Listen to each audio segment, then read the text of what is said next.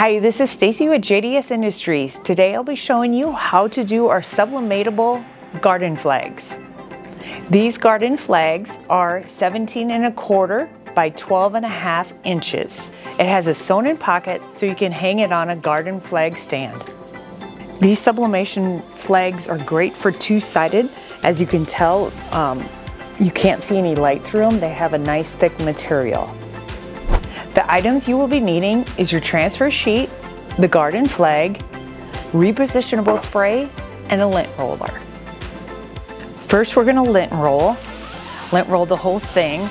So we remove all those little particles off the flag so that way you don't get any blue dots after sublimating it. I'm going to be using repositionable spray to help it not move when I'm heat pressing it. And when you do double-sided, that way you don't get the heat tape marks.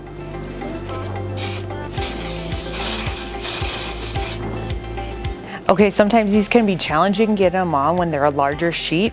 I'd fold it over and then start from the way far side and then just fold it over and then smooth it out. Now it's ready for the heat press. All you're going to need on the bottom of your heat press is just a single piece of scrap paper. And then I'm going to flip my artwork around.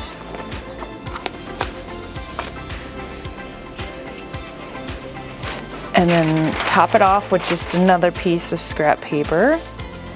And then we're going to heat press these for 385 for 50 seconds, heavy pressure.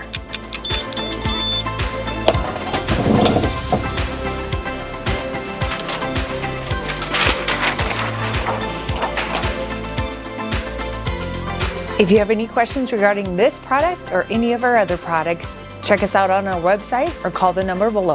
Thanks for watching.